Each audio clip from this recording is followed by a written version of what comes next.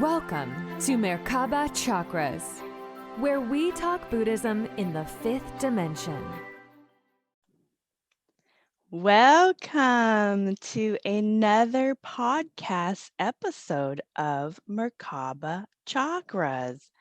I'm your host, Vaughn Galt, and today we discuss even more ways to connect to the energy of source code with author and spiritual teacher Ernesto Ortiz. Now, Ernesto is the founder of Journey to the Heart, which is a company focused on raising the consciousness of humanity through their connection to the heart. Now, with that, Ernesto, welcome to Merkaba Chakras. You're so much for having me as a guest in your program.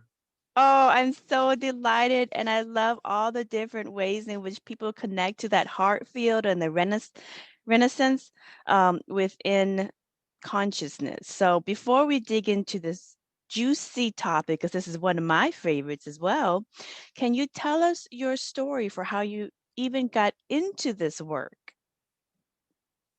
Well, that's a very long story. If you have a 4-hour slot, we can do all that.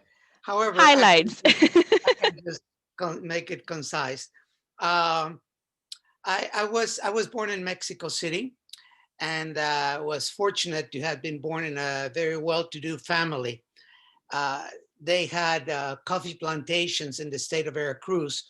So from a very early age, I went to the farm, the hacienda, uh, and instead of staying inside with my cousins and learning how to play chess and things like that, I kicked off my shoes immediately and I went outside to be with the workers.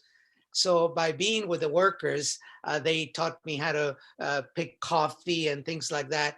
And little by little, they accepted me, I suppose, because I was the son of the owners. But they saw more than that as time went by. And that was that curiosity, that genuine interest that I had in their way of being, their way of living, which was completely opposite from what I was experiencing with my family. So they started inviting me to their homes, their little, very simple homes, a group of about 80 people. And two of them, a couple, were the elders, so to speak, of this group. And they were the shamans, the healers, the curanderos. At that age, 8, 9, 10 years old, I had no idea what that was. But they started doing some ritual and ceremony with some people and taking herbs and beating them up with them and blowing smoke and alcohol. And then they started doing all of that to me. And I was a kid, 8, 9 years old, going like, oh, I don't know what all of this is, but I kind of like it. So Yeah. beat me up and blow me with the smoke and, spread the alcohol. I like that. And what happened is that by being exposed to this magical world of Mexican mysticism, my third eye and my chakras were beginning to open up and align to other dimensional realities that were not part of what my upbringing was bringing me or giving me. And so this opened the world of shamanism to me without knowing what shamanism was. And by the time I got to be 11 years old, I was there observing a healing process. And this man, the shaman, took an egg and started rubbing the egg on this woman's neck and under her arms. And I'm going, I don't remember seeing that before, but okay. So when he finished, he took the egg and cracked it. And what came out was black, black. And at that point, I said, wow, I don't know what that is, but I want to do that. I want to learn how to do that. And that strong affirmation is what began opening the doors of shamanism in my life. Wow. That's so you kind of got into it early. You didn't get, some people get into shamanism in whichever culture they get into it through much later in life, but you kind of, I mean, 8 or 9, that's when you start developing your own sense of self. Yep. Now, what was your upbringing aside from you said you came from a traditional upbringing? What was the traditional upbringing that you came from? A very pseudo-Catholic family.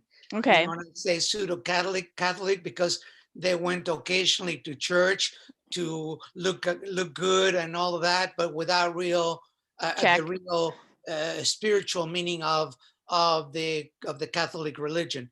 So what happened is that at the same time that I had this exposure to shamanism at that very early age, I had a very deep interest on church, and Hmm. I was, in fact, wanted to become a monk because I was so deeply connected to the energy of Saint Francis of Assisi. Mm-hmm. So, my path was from a very early age divided between the mystical, folkloric, shamanic Mexican culture, and also the Catholic faith.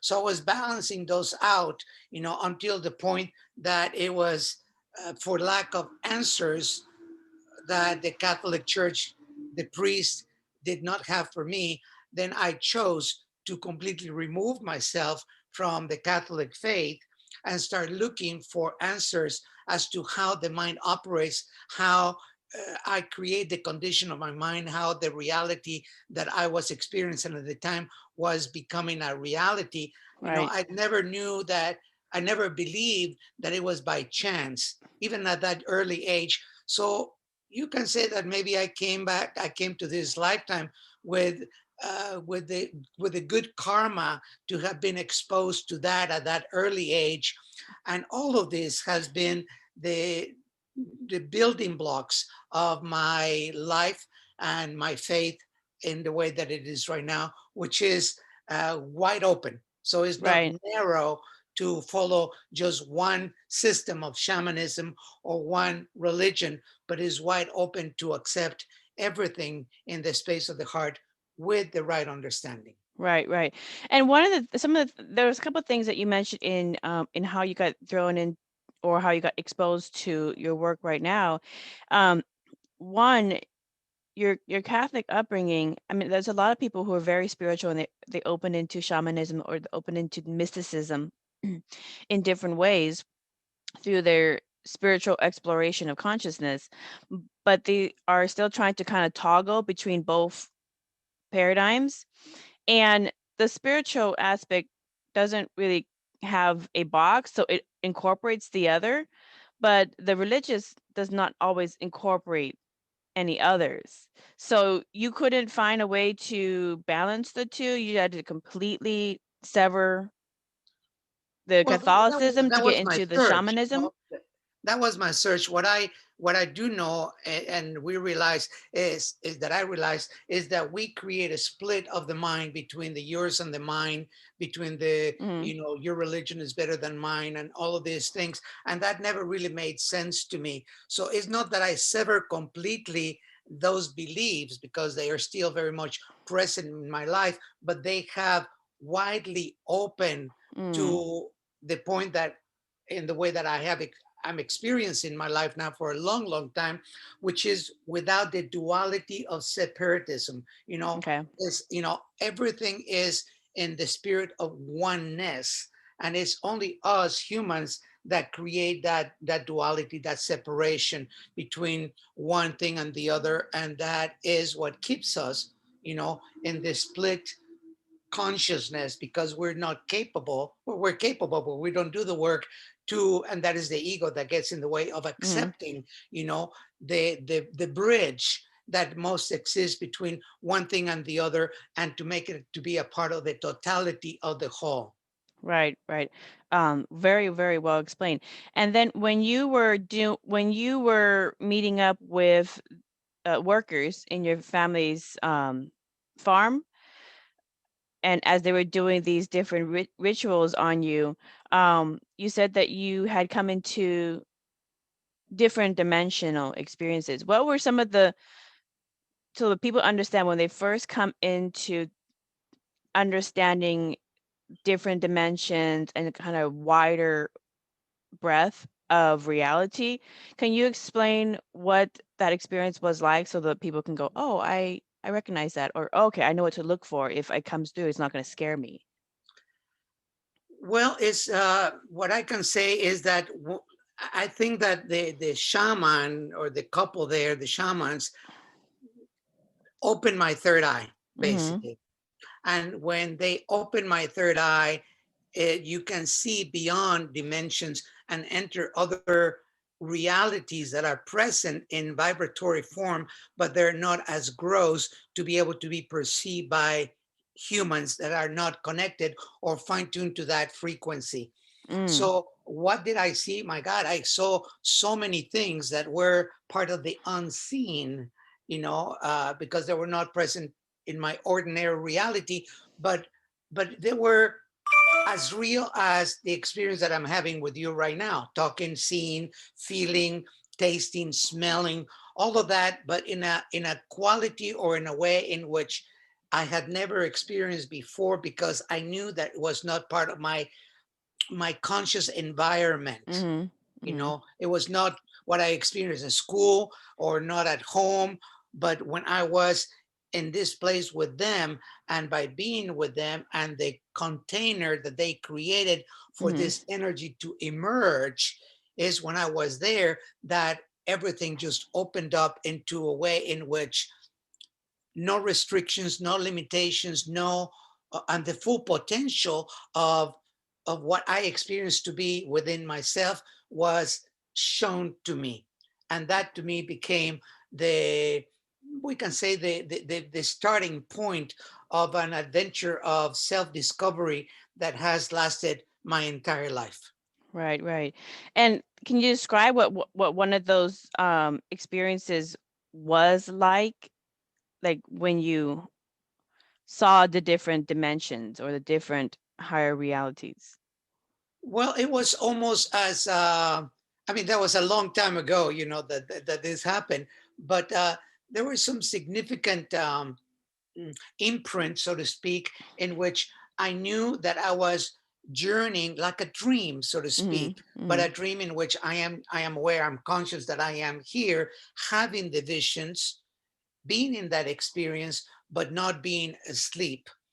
And Right. and that manifested in a way of being able to journey, for example, to encounter pieces of my soul, like shamanic journey, and pieces of my soul that were scattered here and there. And I was 10, 11 years old, and having this experience and recognizing myself with a different body, a Mm-hmm. different time frame in life, a past Oh, life, in what kind which, of body? What kind of body? well, other bodies, that was not the body of a child, Oh, the okay, body yeah. of an adult, or the body of another body, but with the recognition of this face, the essence of myself, and just being able to go, wow, look at that. I am here as I am right now, but at the same time, I recognize all the features, all the qualities, all the pains, all the that Mm. was encapsulated in that form that I was looking at. Right, And that also, it's a travel to a place in which it was like a wonderland, in which right. plants and animals and all that were just in this magical balance, in which there was not this harmony, but just a complete harmony. And just being in that space uh, wanted me to I wanted to have more of that and more understanding of it, you know Yeah. and that was I was able to achieve when I was about 16 and a half, 16 years old, when I was fortunate enough to meet a woman in Mexico. Her name was Maria Sabina. She Mm-hmm. was like the high priestess in the world of magic mushrooms. Mm-hmm. And then I was introduced to magic mushrooms at that age, and that just completely opened my mind Mm-hmm. and reinforced everything that I had learned when I was still much younger in my life. Right. So it connected those those experiences. It created Yeah. the bridge that gave me the ability to understand. Right, right. Um, Yeah, for some people, when they first get into this this awareness of reality being much, much more fluid and not as solid as many people think it is, it's much more holographic in nature, and changes based on your level of consciousness and your frequency. It can kind of, I wouldn't say blow their mind, but almost scare them back into regression, like scare them back into, oh, this is too much uncharted territory. So it takes a courageous person to kind of keep charting forward. It's like And a so training, lack of understanding, you know. yeah, And yeah. you say solid dimension, you know, well, we have to understand that the nature of things Hmm. are empty, you know, and Yes. in emptiness there is form, and in form there is emptiness. And that is a concept that for many people is very difficult to understand, you know, Hmm. because, you know, we see anything, you know, the cup that you are holding, and we think, well, this is solid. But yes, Yeah. it is solid, you know, to a certain degree. But if we start reducing that solidity, you know, 1,000, 10,000, 100,000 times, what we can see is that in reality, there's hundreds of thousands or millions of atoms that are creating this form. And Hmm. between those atoms, there is emptiness, you know. I mean, Yep. just philosophical and scientific Yeah, concepts they've that a proven lot it of in people science that cannot fully understand. exactly, exactly. And you are privy to that in your shamanic experiences, that all form, as solid as it seems, is really emptiness. And they've proven this in science as well. And I've written books on this, where when they do research in like quantum physics and in just any kind of physics, and they go into like the structure of that cup, they keep going down. There's really nothing there. It's just more emptiness, more emptiness, more emptiness. So what creates the physicality is the observer seeing it as a cup that makes it a cup. Correct. And that's what they found in science, and understanding that in science, understanding that in the metaphysical aspects of shamanic, or of different spiritual traditions, that this is all illusory dream world that we dream into reality, is something that people are still trying to learn and understand. But for people like yourself, who's really venturing into the depths See, of consciousness, uh, we are telling everyone the same thing: dream a better dream. I think that trying to conceptualize this or to have a rational understanding of it is not going to work. Hmm.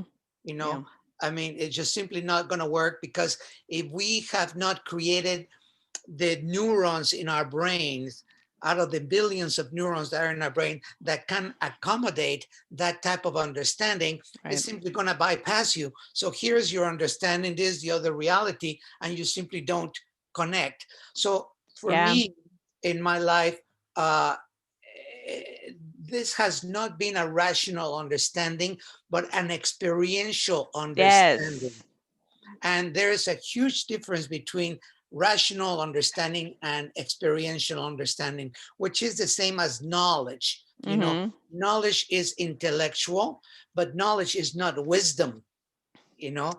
And the transition between knowledge and wisdom is when we give that knowledge sufficient amount of it, an experiential understanding that creates the bridge to wisdom.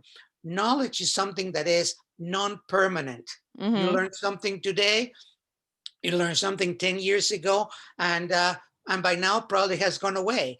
Yep. But if you have an experiential understanding that is connecting you to that thing that you learn, then that becomes a permanent imprint and gives the brain, the neurons on the brain, the ability to start reproducing in a way that gives you the ability to have higher understanding of whatever concept you are interested in study or to learn. Yes. Oh, very, very, very well, well clarified. Because, I follow a lot of medical journals and science journals for much of my adult life, and I just kind of wait around for science to get to the point where, in their research can the left brain research can only go so far, and then it starts getting esoteric. And every single scientist and researchers know that the further they get into studies of consciousness, it starts getting very esoteric, and then there's no words and there's no ways to really quantify anything. It becomes something that you have to experience. It's like Yeah. love. You can study it, you can try to measure how people fall in love, etc. But until you actually experience being in love, um, then you don't really know what love is. Yeah. Once you experience it, then you know, and you have that muscle memory. And the muscle memory creates They- wisdom, which is something that is not necessarily learned, but experienced. So, well stated. And the beauty of today's world, that you just said to me, is science. Hmm. Science has come to validate or disprove many things that we have known at the metaphysical level for hundreds and hundreds and hundreds of years. Right. So, I love science because of that. And so when there is a particular concept that science comes to validate, even His Holiness the Dalai Lama, he's an avid student of science, and since 1980s, Hmm. he has been in connection with scientists to prove or disprove certain Tibetan beliefs. I have had the great opportunity to be a presenter in different symposiums in Hmm. shamanism and consciousness, or spirituality and neuroscience, etc. So things like that. And most of these have been, well, a couple here in the US, but most of them in France, with world-renowned scientists that come together to talk about this. And I have had this great opportunity to sit with these scientists, with these researchers, to talk about consciousness, to talk about spirituality. And at the end of the game, at the very end of the game, they say, well, the truth is, we simply don't know. Yeah. And that to me is the beauty of everything, which Yeah. is the mystery. And once Yeah. we surrender to the mystery, then we can begin to understand how the mystery happens in our lives. Right. Right. Oh, I love that. I love that. Okay, so Ernesto, you've written two books on how to tune into the wisdom of the Akashic records. Now, what is the wisdom that the Akashic records that you read say about humanity's collective consciousness as we catapult into fifth dimensional awareness with Earth?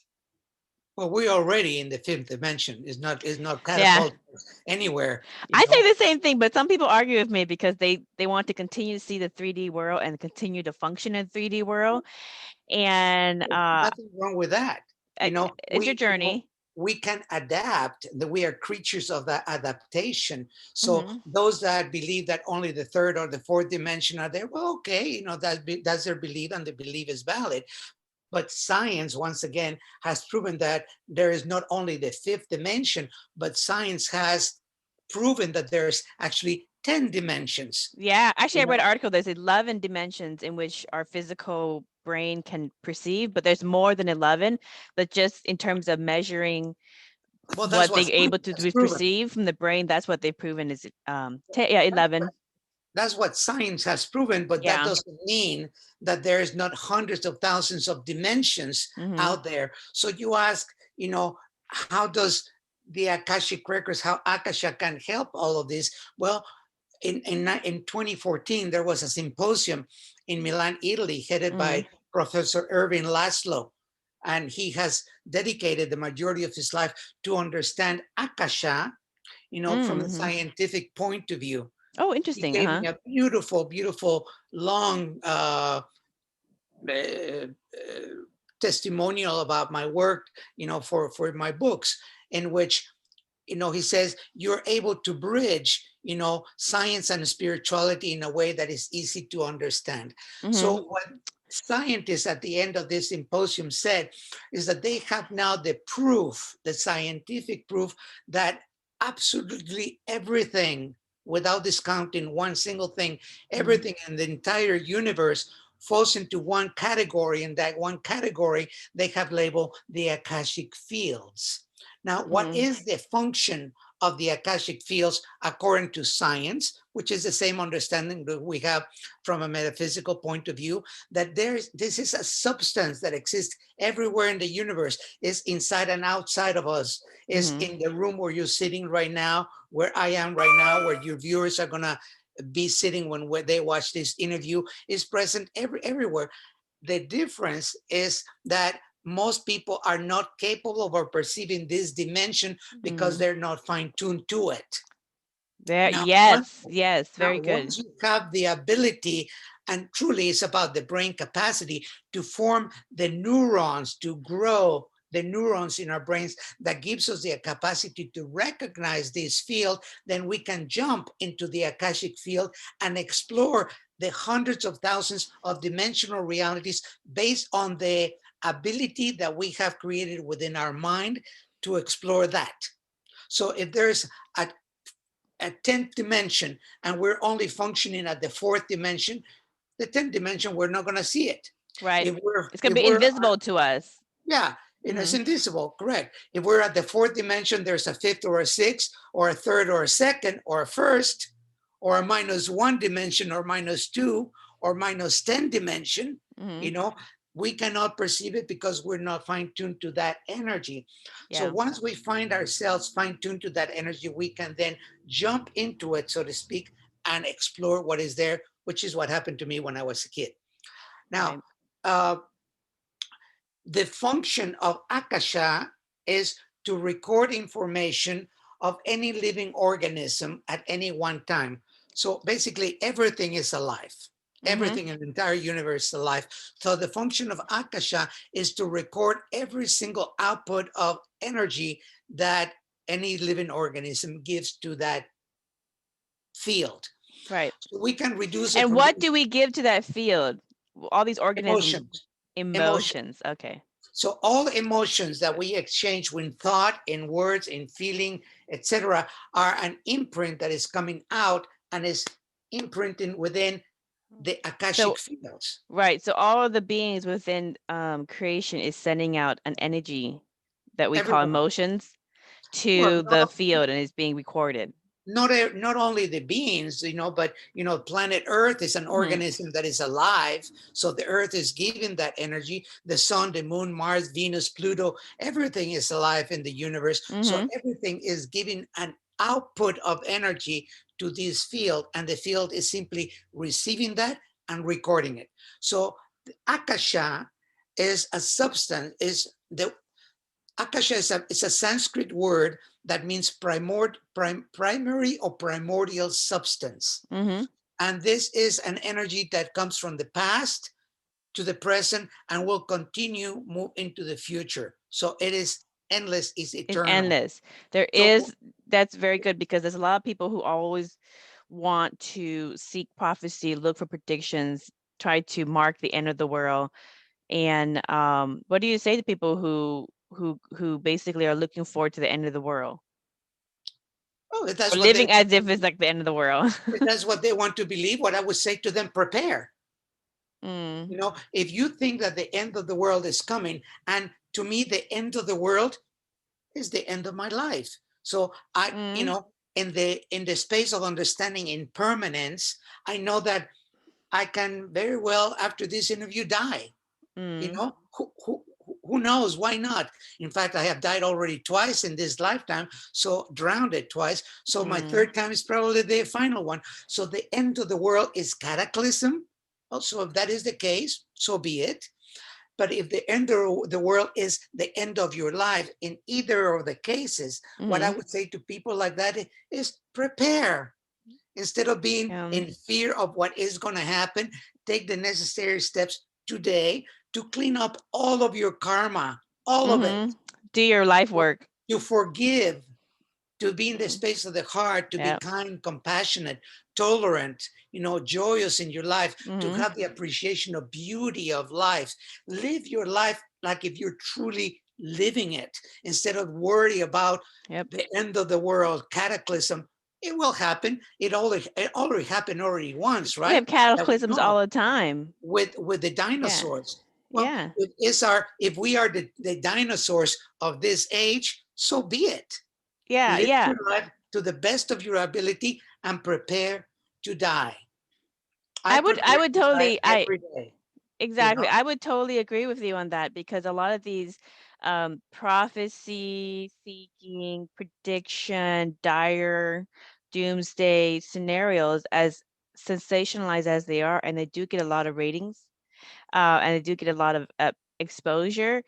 They come and go and come and go, and then you're still living and breathing. And if a natural disaster or something comes, economic befall, whatever happens, they come and go, and you still continue to breathe and carry on. So, and so at some point, it's like, okay, when are you going to? In my mind, I say, when are you going to grow up and start taking responsibility for your consciousness and how you create your reality and how you see the Dharma.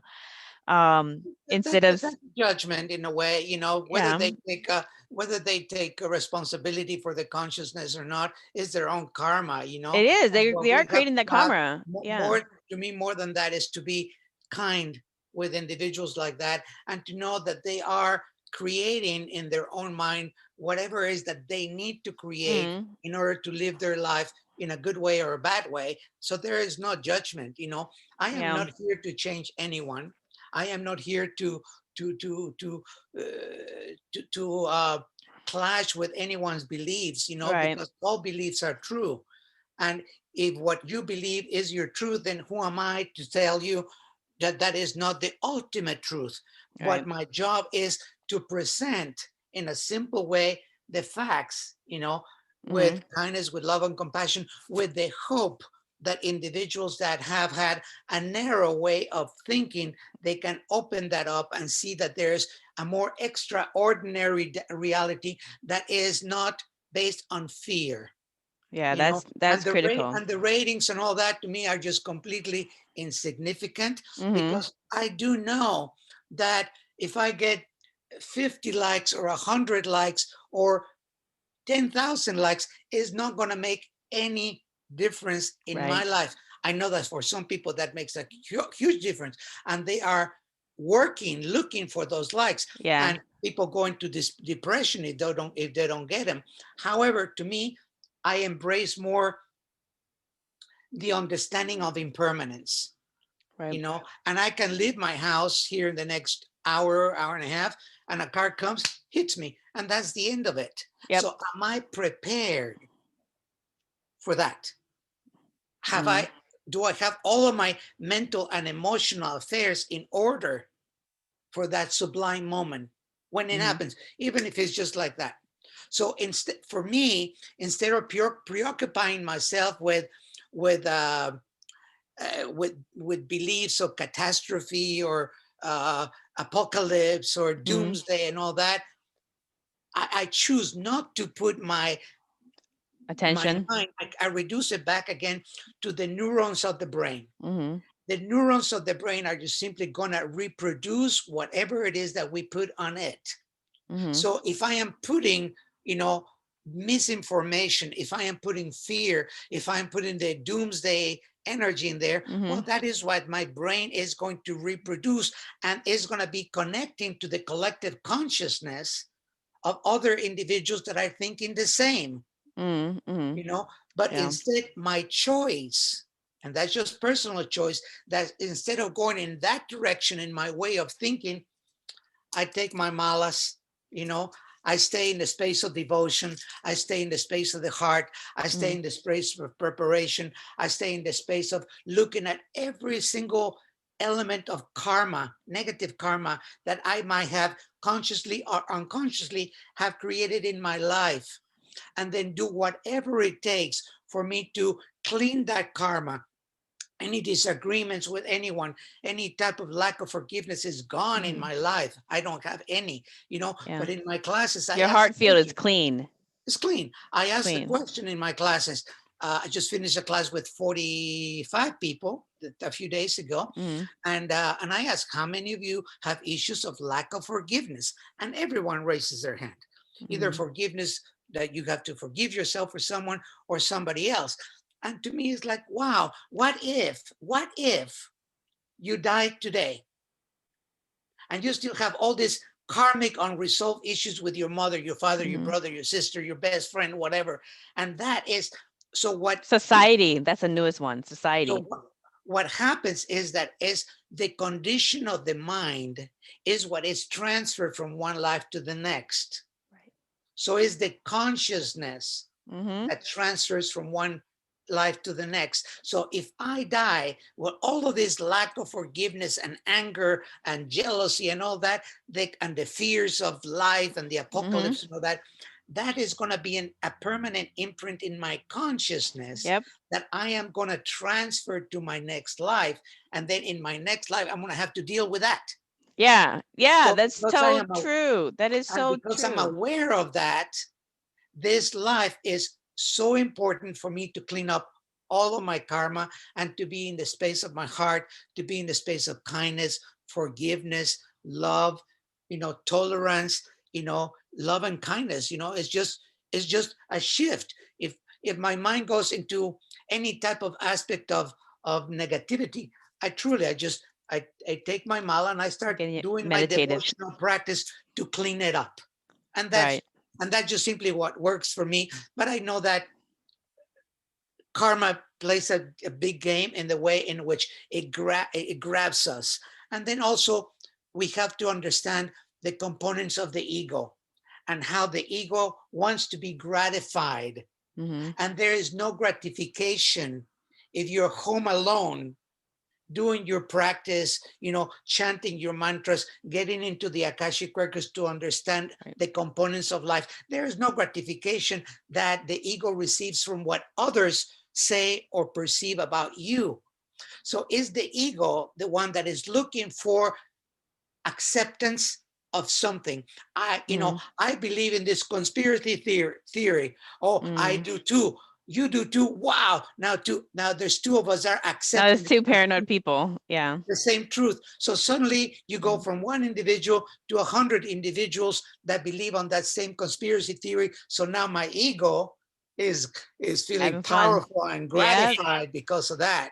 Yeah. But what happens one moment you die? Mhm. What happens? What happened to that ego gratification? It goes away. Mhm. So to me is far more important to daily looking at the karmic conditions that I might have created the previous 24 hours, Right. or the rest of my life, in order to do whatever it takes to clean that up and then have greater brain capacity to connect with higher frequencies that gives me the ability to become more of who I am. Yes. Well state. Yeah, when I growing up for myself, I've had lots of friends who are in many different types of faith systems, and I've had some who their whole church actually thought that a specific day was going to be doomsday, and so they all hid in their basements and for days, and I as a little girl would go knocking on the door every single day because I would walk to school with my best friend. And after like the fifth day of knocking at the windows and doors, like, what is going on? Is everybody okay? My friend came up and opened the door, and she was really surprised that the world did not end because her whole church had thought this was going to be the end of the world. And so I was like, oh no, everything's still going on, but you missed a whole week of school and a lot of things have happened. And are you ready to go play? Let's go play. And so, we just resumed life as normal. But it was a big, big life lesson for her family and for her church. And bless their heart, I love them. But it was a big life lesson for them for spending all of their efforts on trying to predict a specific end to the world. And they thought that they were going to somehow survive the end of the world, but everybody else wasn't going to. And so it's like when what I noticed from that lesson, because it taught me a lesson as well as teaching them a lesson about living in that state of paranoia and fear, is that for everybody else, I missed out on some wonderful people that I loved hanging out with, and that fear separated them from everybody else. So kind of separatism that you talked about earlier. But like you say, again, everybody has their journey, everybody has their life lessons, and they're attracting it to themselves.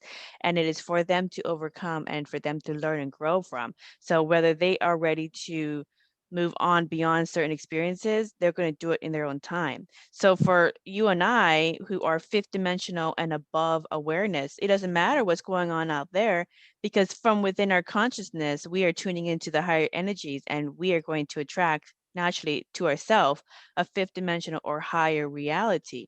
And out there is going to change. So that's Yeah, something that everyone is going to go through on their own, yeah. in their own time. Now, let me ask you this. Now, in I think, let Buddhism, me just say something very, uh-huh. that I think is very, very important. What you described is a collective belief. Okay, the belief that the world was going to come to an end and everybody went in hiding.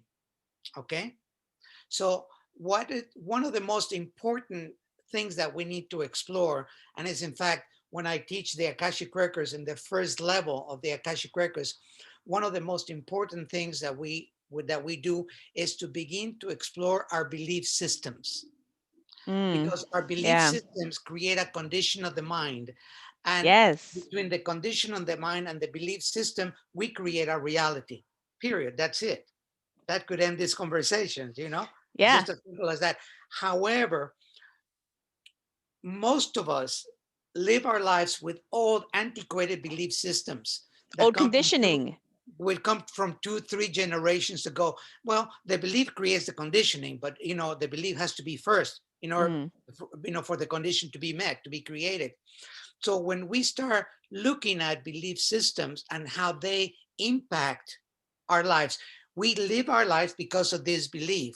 So the individuals that you described during your childhood, that the girl that didn't go to school for a week because of the fear of the church and all of that, well, that was their belief system. But what happened when the world did not come to an end? Most likely they were challenged to review that belief. And it Now, did. It forced them to. Yeah. yeah, Yeah. so whether or not that they're going to overcome that wrong belief or not, that's up to them. Now, what is that? What is a wrong belief? The wrong belief is the misconception that is provided about something that is not the truth, that is incorrect information, Mm. information that is incorrect. So at one point in the 1800s, 1700s, we believed that the earth was flat, Some people right? still do. You know, well, that has been proven scientifically to be completely wrong a long time ago. So that cultural belief that the earth is flat changed when that wrong belief was challenged and it was proven to be wrong. Right. Right. So it's the same with every belief that each of us has based on our culture and our family dynamics. And we have Mhm. to ask ourselves the question. I started asking myself that question when I was 15 years old, when I was looking at the condition of my life, the Right. money, the greed, and all that, the belief around my family. And I said, wait a minute, there's something wrong here. So I challenged those beliefs. And when we challenge the beliefs that we have, and then we find that they are incorrect, Mhm. hopefully we have a tool, in this case, the Akashic Records, shamanism, whatever, that can give someone the ability to connect to a much higher truth that supports life in a much greater way, with greater amount of harmony, with less struggle, and with much more love and kindness for one another. Right. Well said. Well said. Yeah, I like for myself, and I continue to reinforce this to other people I speak to and to my clients. Um, when I ask questions about, well, why do you feel that way about XYZ? Oftentimes it goes to their upbringing, and then I ask them, well, what in your upbringing brings you to that thought? It goes back down to their parents who instill unconsciously certain upbringings that they brought forward in the previous generations from their upbringing. So people are just basically cycling through unconscious belief patterns that they really don't believe in when they actually stop and pull it out and examine it. And so when they see and they hear it then they go, oh, that doesn't make any sense, and then they stop. But oftentimes people go into what I find go into autopilot with unconscious conditioning that they have picked up from their family, from their culture, from their race, from their religions or whatever. And then when they actually pull it out, they're like, oh, that doesn't make any sense. And so, It's self-reflection is attachment. very important. Yeah, yeah. What all of this does is create attachments. And Yes. attachments that provide us with a sense of belonging. We all want to Mm, belong, and if I challenge this belief system of my family, I mean, you come from an Asian culture, I come from a Latin culture. My God, we're just so overwhelmed with wrong beliefs, but we all want to belong to that family. If we challenge those beliefs, then our family is gonna not be very happy with us, and that is gonna create guilt. So we trap ourselves in mm, these dynamics, in these family dynamics, because we don't have many people don't have the guts, the yeah, courage courage. to Hmm. to face that and to say, no, this is wrong, Yeah, and you're wrong, and even though you're my mother, my yeah. father, whatever, you're wrong. And this has been proven wrong by this or that way.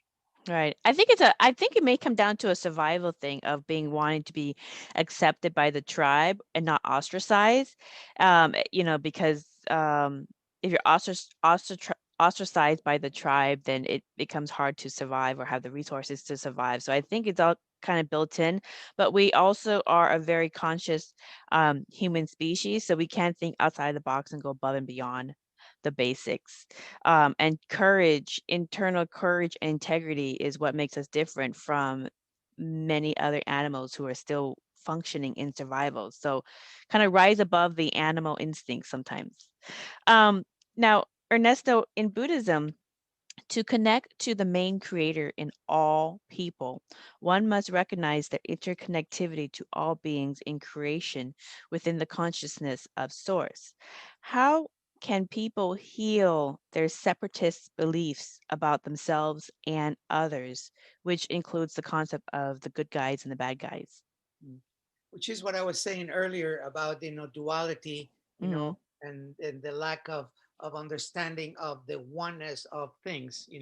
I think, to me, it gets to a point in which we have to challenge our ego, you know, to really stop,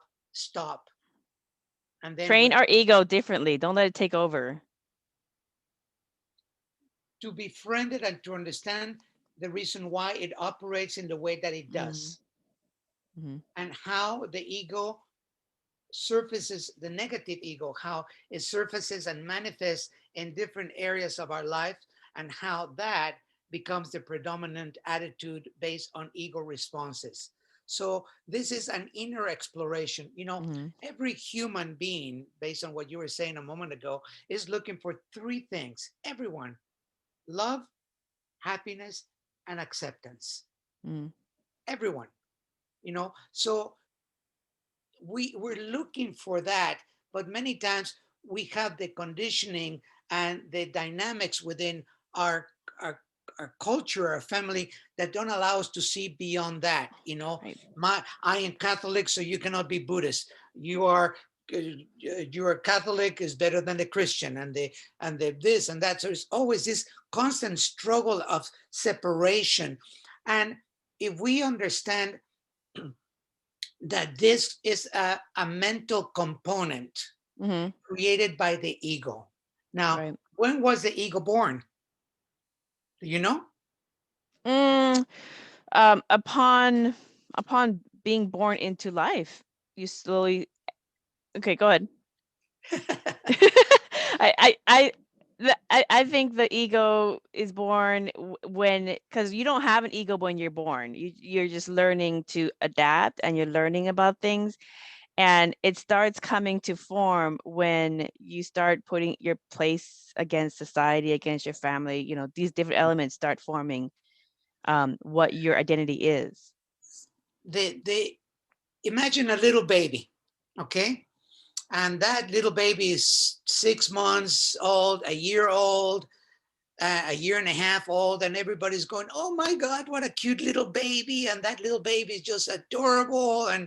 But then something happens right around 18 months of age, between 18 months and 24 months of age, 2 years, something happens. And that cute little baby just turns into this incredible monster.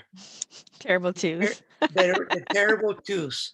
So the ego is born when we are between 18 months and 2 years of age. And this surfaces or manifests in the way in which we begin to create duality. So just imagine that here I am, a 2-year-old baby, and at the birthday party, I have 16 toys around me, and I'm playing with this one because it's super cute.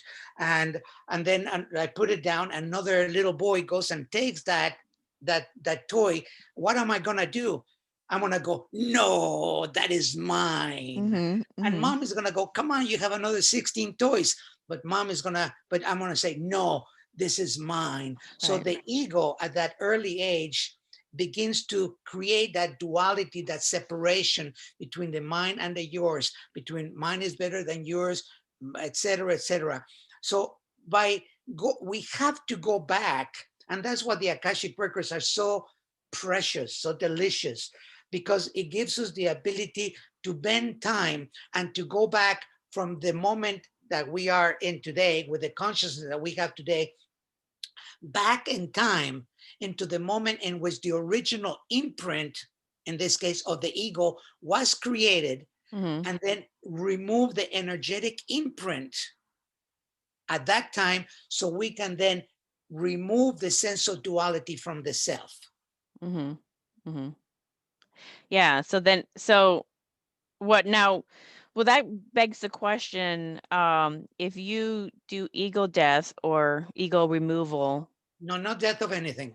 Okay. Removal, is that the more appropriate word? Ego removal, or ego training? Training? I call it training. To befriend and to balance. Okay. So you make peace with your ego. Okay. So, and then you can continue forward living your life with a more balanced ego with yourself. Well, the truth is that every one of us has two egos, or one ego divided into two, like the yin and the yang. Okay? Like the good guy and the bad guy. So one is the good ego, and the other one is the bad ego. So or the higher self and the ego. That's another way of saying it. No, two egos. Two ego. Okay. Two egos. Good ego and bad ego. Simple to understand. So the good ego, so you say, okay, I want to go and take this class. Okay, it's going to cost $2,000 to go do it. But yes, I can do it. So the good ego is going, yes, you can do this. This is going to be great for you. Spirituality, personal development, rah, rah, rah. The good ego is the good cheerleader. Yeah. You get to that event, and then the bad ego starts finding fault in everything. The accommodations are not right. The water is not hot. The meals are not fully vegan. The accent to the presenter, blah, blah, blah, blah, blah. Right. So there's the conflict between the good ego that says, go and do it, and the bad ego that is now saying, no, you're wrong. This is bad. Go away. So this is a constant battle between the two. Now, once we become aware of this and how it operates in our lives, then we have the choice or the option to start feeding the ego that serves us best.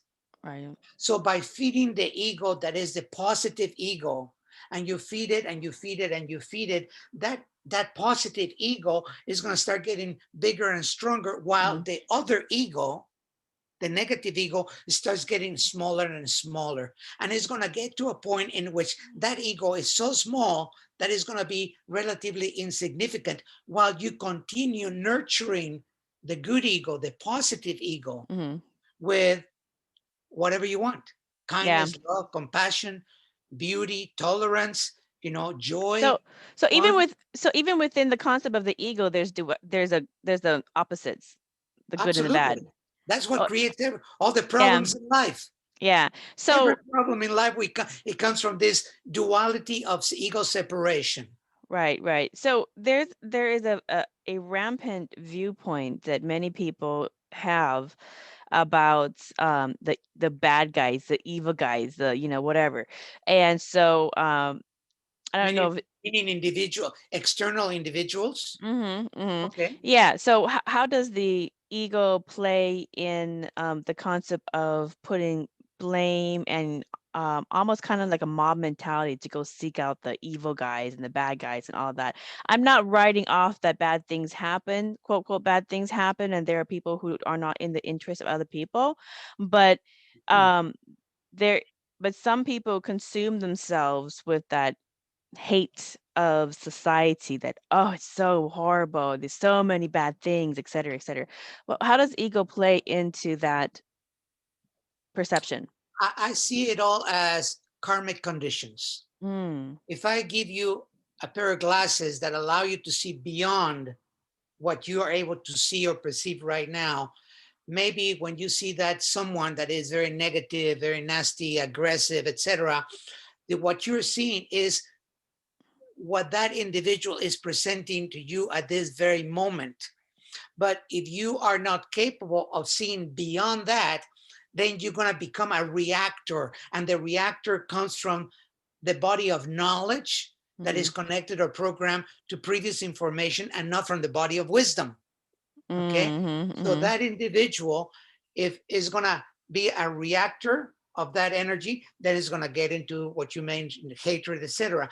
But if you understand that, or imagine that you can understand the pain and suffering that is inside of this individual's body to be as negative as he or she is, right. that what happened in his childhood, the trauma, etc., or maybe these are pre created conditions, these are seeds of karma Yep. that have been planted in a previous life that are surfacing in this life. And everyone, we have to respect, that's a big word, we have to respect the fact that everyone is moving in its own spiritual evolution at the level and at the level and the speed that they can.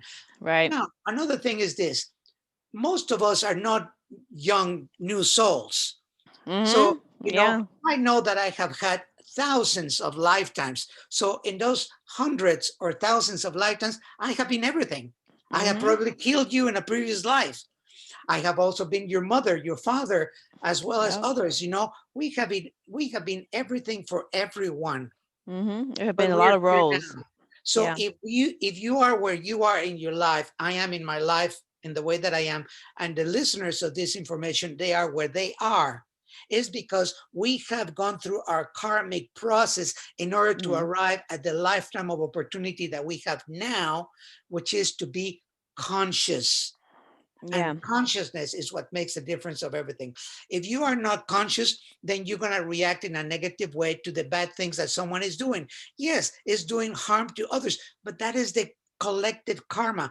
In fact, what my belief is, that what we are going on, what we're going through in the world right now with this pandemic, is simply karma.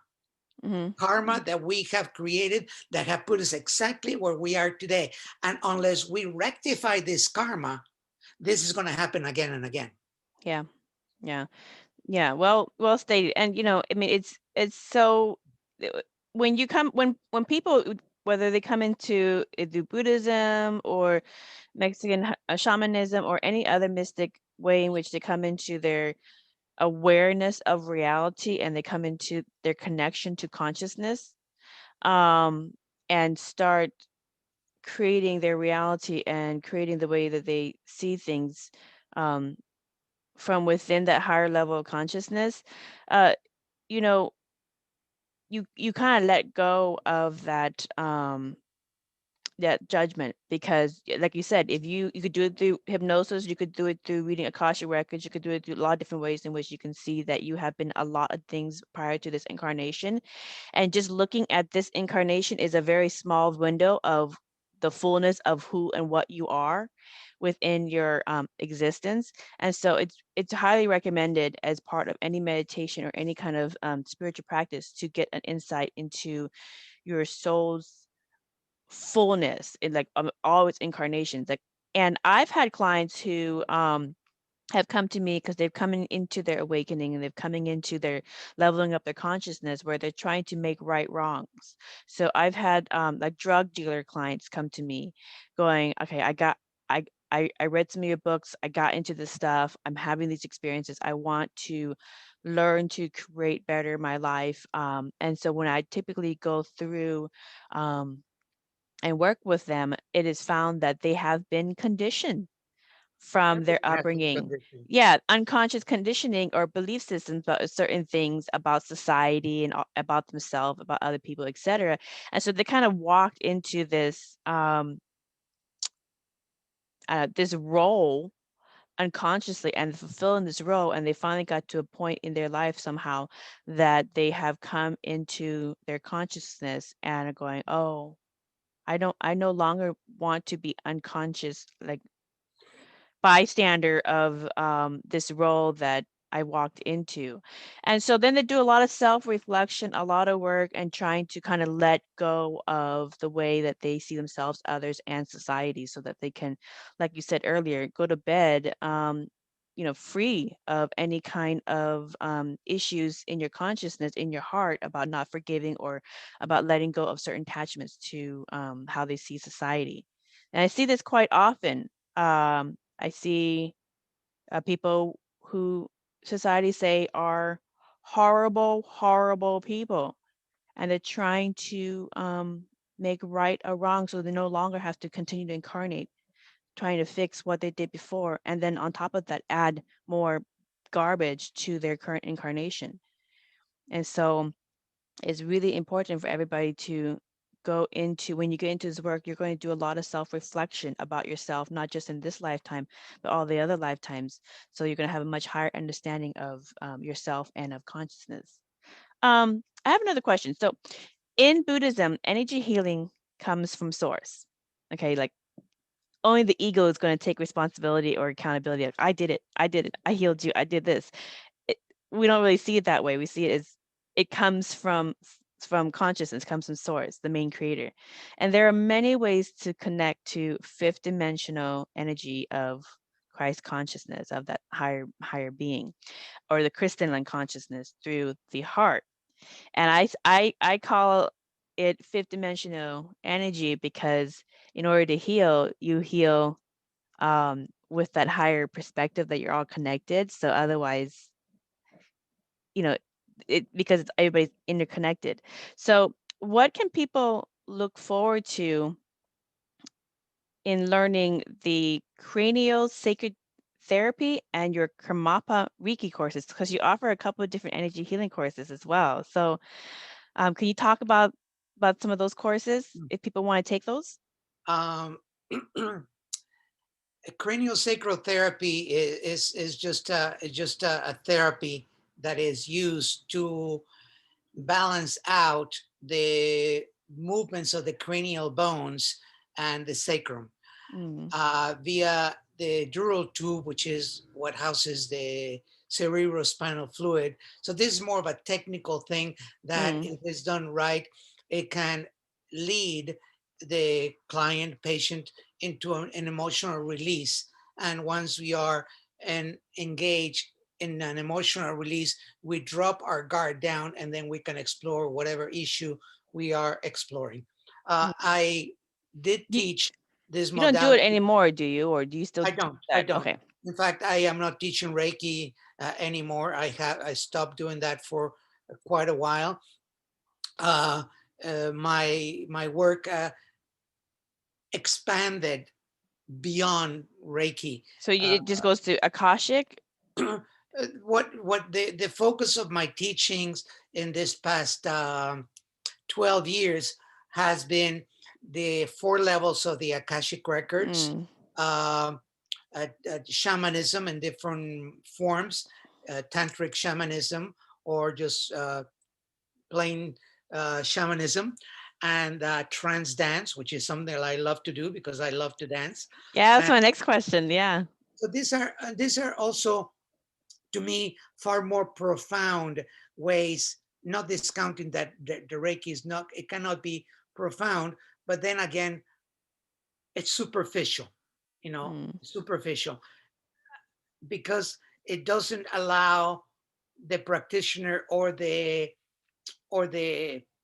client or patient to really dive deep into the intricacies of the consciousness. Yeah. The reason why is true healing can only happen spontaneously when we enter an altered state of consciousness. Yep. And once we are inside of an altered state of consciousness is when the magic appears. Right. And so that is my goal, is to be able to push people, or push myself far deeper than the conscious mind into into a deep altered state of consciousness, Mm. which is what I explore or perceive when I was 8, 9 years old, Right. with those shamans. It's the same thing. So Mm-hmm. this has been an evolution of that for me. And for me, the greatest goal that I have is to provide the tools and the means for someone to do it themselves. I am not going to lay my hands on you like in Reiki. Right. You do it yourself. You created the karma, you deal with it. I'm going to hold the space for you. I'm going to give you the tools for you to do it, but you do it. It's not my karma. My Yeah. karma is to teach you how, but it's your karma to clean it up, not mine. So these other modalities uh, have been far uh, have a far deeper reaching into the intricacies of the consciousness that need to be explored to achieve something significant in terms of personal and family and planetary healing. Right, right. You know what I found is like is these different types of energy healing modalities like Reiki and different types of emotional therapy and mysticism. I found is that it depends on the person and kind of where the level of consciousness, different layers. So some people need kind of a surface layer help, and that kind of is almost acts like a permission slip to go deeper into the next layer. For some people, they're like, okay, let's just go from straight into consciousness, go straight into the root cause of why I create this in my life and why I'm experiencing it. So right into the Akashics, right into the consciousness field, right into the heart field. So it really depends on the person's level of consciousness and how far they want to, because some people going right into it is too much of they're taking too big of a bite that they're not prepared for, and so they need a little bit, kind of like a little touch. But what I found also with these other modalities like Reiki is sometimes people keep coming back. They get healed and then they keep coming back to get healed again. So it's like, okay, at some point you need to do some of your consciousness work within yourself to remove it completely and not recreate it. Well, that's codependency and addiction. you know Mm-hmm. so then again, why do you have to come back to get healed if that really happened? maybe Yeah. they, maybe they did not get healed. Maybe they felt better, and there's a big difference between feeling better and getting healed. Mm-hmm. you know because Yeah. you don't get healed if you don't go to the root cause of Right. whatever it is that you're trying to heal. Yep. So if you're coming back for another session, how does that reflect in your life? Do you have codependent relationships? Do you have addictions in your life? So all of Mm-hmm. this branches out into many more aspects of the condition of the mind than just that one episode of healing on the table with a Reiki practitioner. Right. Right. Yeah. It It's comes down to personal responsibility. It really comes down to personal responsibility. mm-hmm. And I have been doing this work almost my entire life, you know. And am I there? Absolutely not. Absolutely not. It's the same as when someone asks me, "Are you a shaman?" I say no. And they go, "Well, how come? We have heard of this." I said, "Well, I practice shamanism, but I am not going to put a label on me that Right. identifies me as something, because that's again an ego gratification." Right. Right. Label. Yeah. Yeah. Labels. So, if someone wants to heal, it's not going to take 1 or 2 or 3 or 5 Reiki sessions. Maybe Yes. those open the door, for that individual to go and begin to explore other modalities, other aspects, and then to pay the dues, meaning to take the time to investigate every single day without with discipline. Right. Without it, it's not going to happen. I ask people, do you meditate? In my classes, I can have 60 or 75 people in a group. How many of you are meditators? And at least 80% bring their hand up. I say, well, fantastic. That's great. How many of you meditate 2 hours a day? And the hands go down.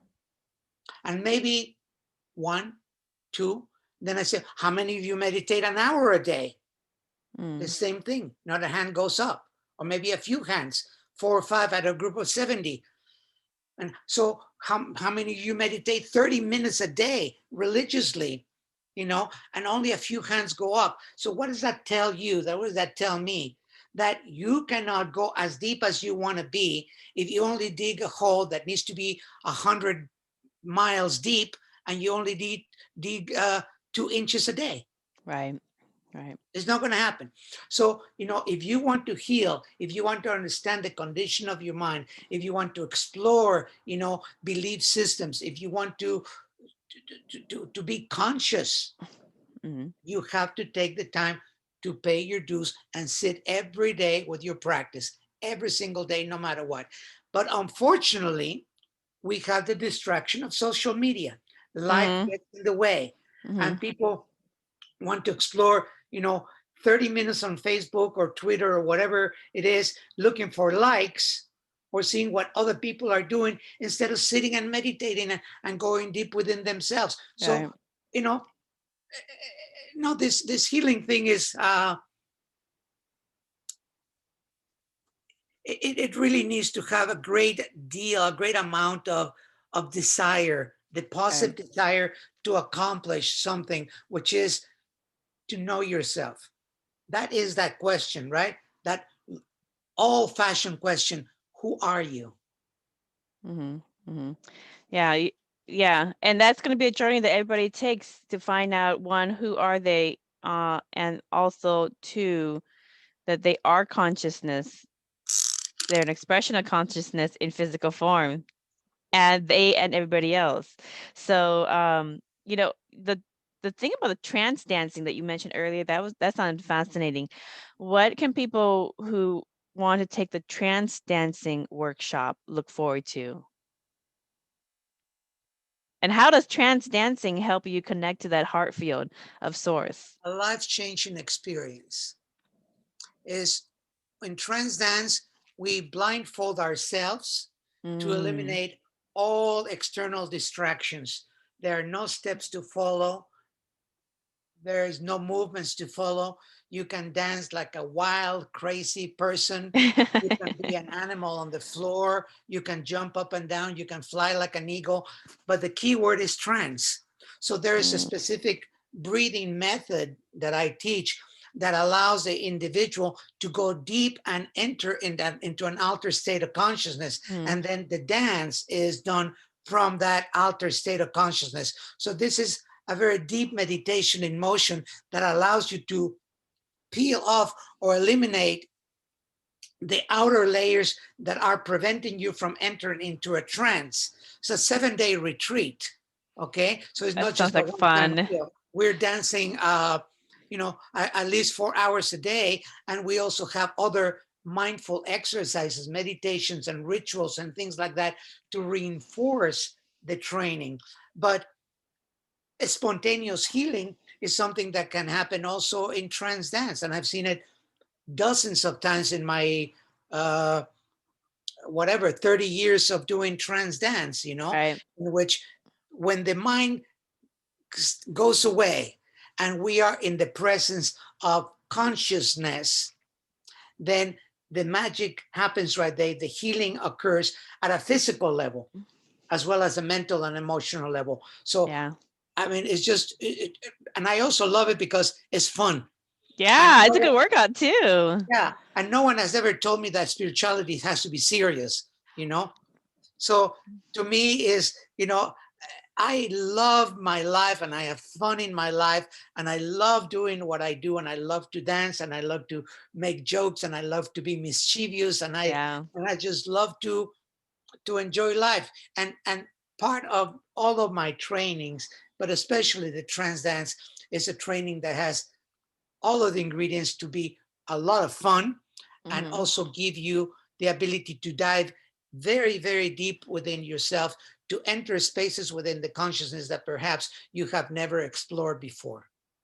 Right. Yeah, I love that. I love the trance dancing because you know, I studied a little dance in college, but the dancing, oftentimes people are dancing because they're looking at other people, so they're dancing for other people or being influenced by other people looking at them. But the concept of completely blindfolding yourself and there's no one looking at you, and you could be by yourself, then it becomes more natural flow of whatever that field of energy that you're radiating at, it starts coming out. So And I that's just a challenge, love that. but it's also a challenge because you're not in control anymore. Mm-hmm. When you cannot see, you're not in control. And most people are control freaks, you know. Mm-hmm. So if you are not in control of your environment because you cannot see, that is going to bring up issues of trust, you know. And everybody has, not everybody, but a lot of people have issues of trust and abandonment, you know. So, Oh gosh, so yes. all of Trust and these, abandonment is like the number of top issues. Bing, bing, bing for people. all of these just surface Yeah. during the trance dance because you are not familiar. So not until you surrender to trust and you know that you're safe, because me and my co-facilitators are creating this safety, which is number one in trance dance is Mm-hmm. safety, because I don't want anyone to get hurt, you know. Yeah. So once that space of safety is created and people understand it, once you dance 1 or 2 days blindfolded and you begin to move like this a little bit, not trusting, and then you know that everything And then is you just go okay, then you crazy. begin to move like that, and then you start dancing like a wild person. Yeah. Then is the surrender, then there is the magic, then there is the healing, then there is the outer state of consciousness that is going to guide you to whatever it is that you need to heal at this time. Mm-hmm. Mm-hmm. I love that. That's such a fun way to do energy healing and to connect to consciousness. I just love that. Okay, so I don't know sure if you still do this, but how do you use sacred geometry for energy healing? Well, sacred geometry is it's a big concept, Oh yeah. you know? Yeah. And so we have to narrow that concept to the way that in the way that I teach it and understand it. Mm-hmm. Uh, the first time that one of my spirit guides told me that I had to teach sacred geometry, I started laughing. And I said, "Really? Are you kidding me? I don't keep track of, I've never balanced my checkbook, arithmetic or mathematics 101 Yeah. failed, and I'm not good with numbers and geometry, forget it." And he said, no, it is not that. It will be revealed to you. So sacred geometry is, in the way that it teaches, is the understanding of shapes and colors Mm-hmm. that come together to create a specific download from the intention that you have directly with the universe. And that creates a harmony in the world based on the colors and the shapes, the way they're put together in charts, so to Right. speak. And then you can use the energy that comes from that, you know, and your practice in your life, in the manifestation of anything that you want in your life. So if you want to manifest a relationship, you want to manifest Mm-hmm. more money in your life, if you want to manifest deeper healing, if you want to manifest anything of what we have been talking about, all of that can be reduced to the understanding of shapes, geometrical shapes, Right. and colors, and how the combination of both create a specific vibration, a very unique and specific vibration that creates a very distinct uh, connection between your intention and the universe with those shapes and forms that give you the ability to manifest. Right. Well stated. Yeah, I've written books on sacred geometry, and in Buddhism, we call it Buddhist mandalas, your mandala. But it's, when you tune in, the study of sacred geometry will help, like I always say, it will help rewire your consciousness to a fifth dimensional and above basis.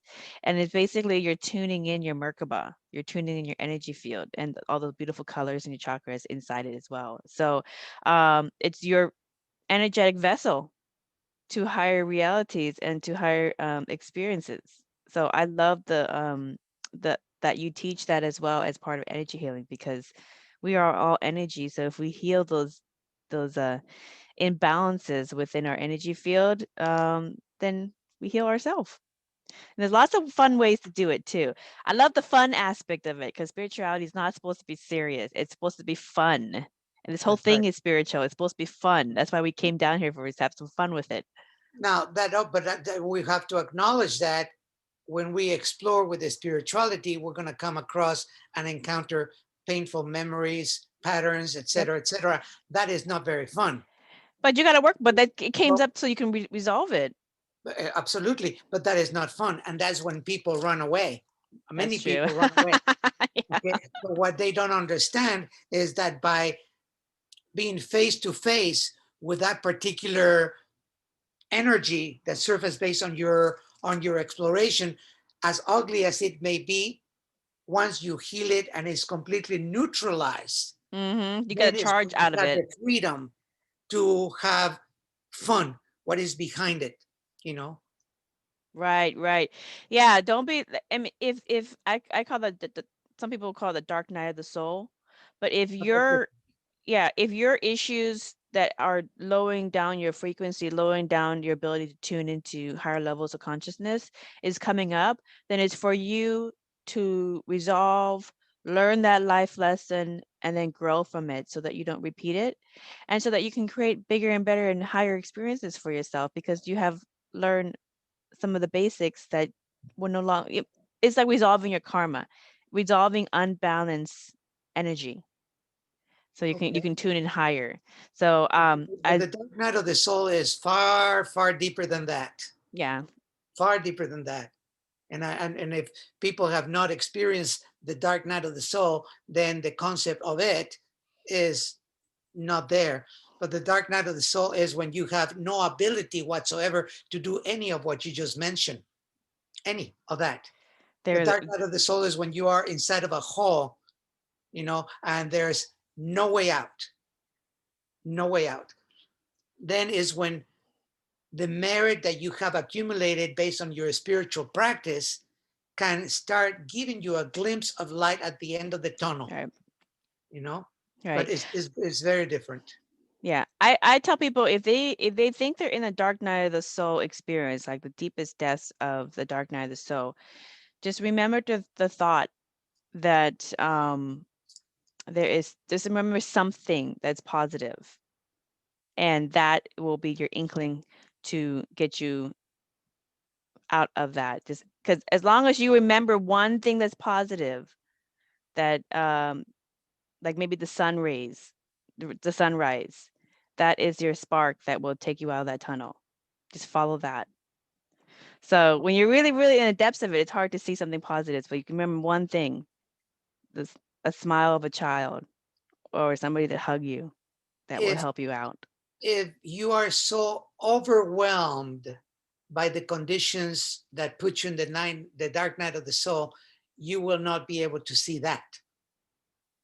Not even you will not be able to imagine that smile or that ray of the sun, because you're so much into that deep, deep, deep energy. Mm, So the acceptance that that's exactly what you are, and to rest in the space of acceptance of that is what you are, and to meditate, to go deep within, to begin to understand the reasons why you created the conditions in your life that put you in that position, will eventually, within a few hours, a few days, hopefully not a few months, you mm, know, give you that glimpse of light that you are talking about, and the ability to right. clear the mind sufficiently to be able to see that smile, to Mm, see, to feel that spark of love, yeah, you know. yeah. And I experienced this, very directly in my life, especially after Hurricane Andrew here in Miami back, I don't know, 25 years ago, whatever. Oh, yeah, I remember Because I that lost one. absolutely everything, everything, everything. I was living in my car for 2 weeks. No. Not a lot of people have had an experience like that. And then the loss of everything, I mean, that really put me owing money. I mean, my ex-wife after me for money. I mean, all kinds of stuff, that just put me into this deep, deep You space hit your bottom. of depression. Mm-hmm. However, the recognition of that once I was on the other side is what was fun. Mm-hmm. At that time, it was not fun, but coming out was fun because I came out of that self-realization with greater knowledge of myself Mm-hmm. than I had before. And that was and has been one of the most beautiful, delicious lessons in my life, to know who I am. Right. Right. That was your journey. Let me ask you something about that really quick, because as you come out of your darker journey into the lighter aspect of your creation process within your consciousness, many people, and I have this as well, many people will have a kind of a more clear connection to spirit guides, ancestors, beings in higher dimensions and in different realms. What can you say for people who are first coming into these experiences and trying to kind of toggle between their responsibilities in their life and also having kind of a channel to these other beings? I don't understand what you mean coming into these experiences. Coming into hearing and speaking to their spirit guides, because you said earlier you talked to your spirit guides. For Yeah. some people, that's new. What can you say for people who's new into the experience of hearing or through synchronicity, communicating with their spirit guides? What I would say is challenge them. Oh, that's a good one. People don't ever challenge them. Challenge I them. love that. When they show up, or you want to see them, hear them, perceive them, whatever, don't just believe that they are who they say they are. Discernment. Yes. Because they can be entities from the astral plane pretending to Uh-huh. be a spirit guide. Uh-huh. you know Uh-huh. so if you don't challenge them, to say, who are you, where do you come from, what are you doing here, etc., you challenge them. And then there are specific things that people can do, such as look at me straight in the eyes. Mm-hmm.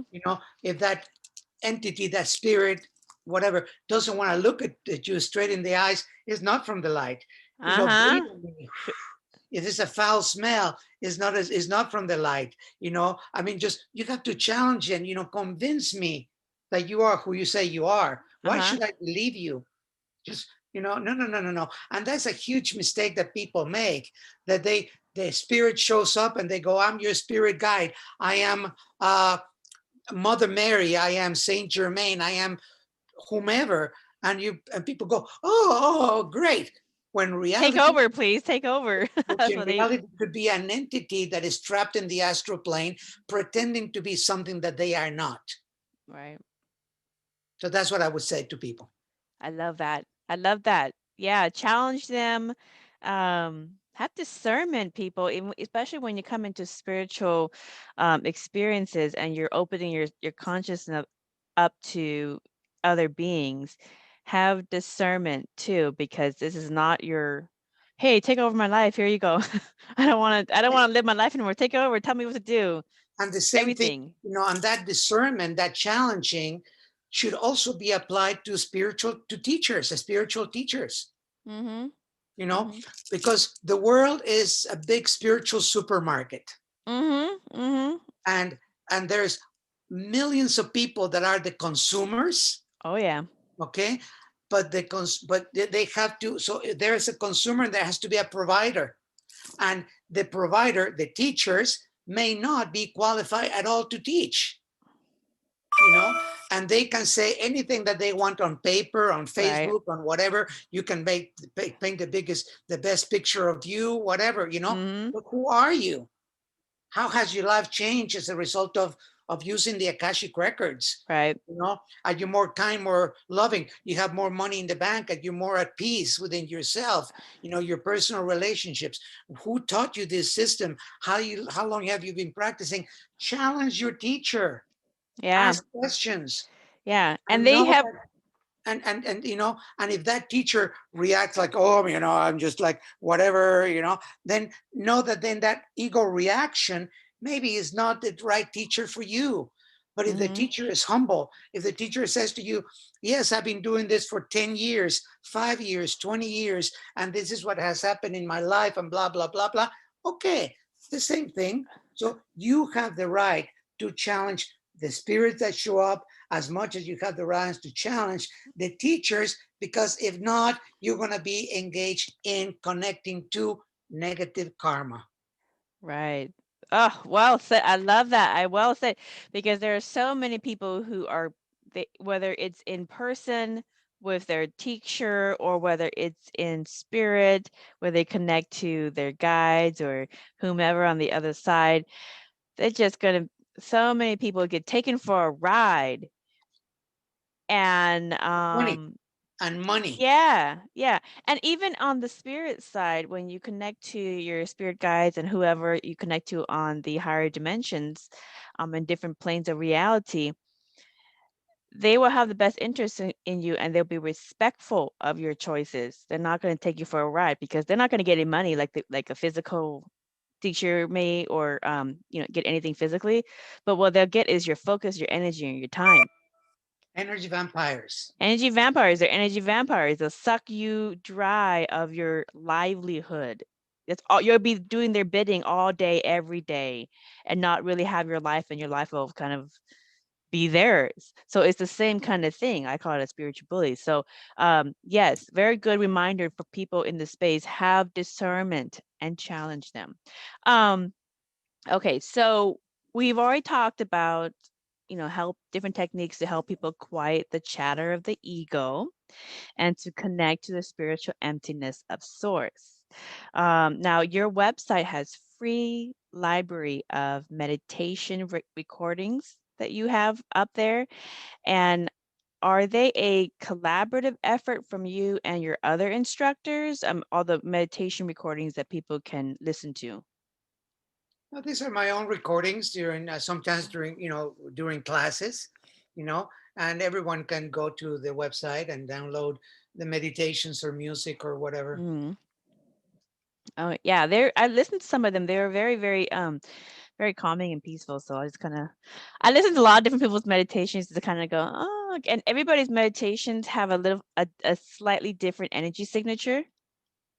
So because everybody has a different frequency, they have a different mandala. So yours is very calming. It's almost like I can kind of hear birds kind of chirping. Well, some of those were recorded probably in the places like Costa Rica or Bali, where there were monkeys or birds chirping. Yes. Okay, well they were okay. I'm like sitting here like, oh, I feel like I'm in the tropics having a meditation. Okay, so last question, Ernesto. What are your suggestions for building a fifth dimensional society in times of turbulence?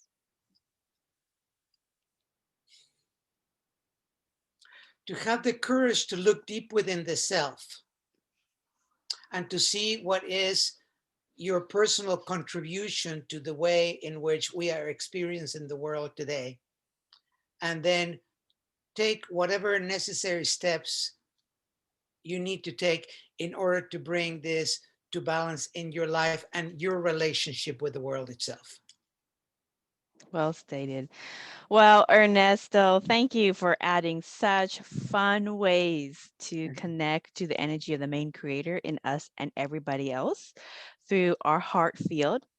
And so, everyone, we present you even more unique ways to connect to the crystalline consciousness of Source that you are and everyone else, and to anchor in more of that multidimensional self.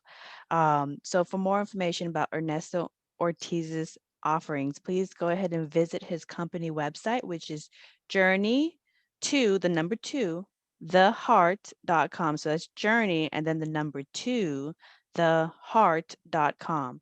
And Or, thank you, or they can just type Journey to the Heart with a T-O. It's either way, there. they will get there. Oh, we'll get there. Okay, awesome. Thank you again to the listeners for listening to another enlightening conversation. Until next time, blessings. Thank you.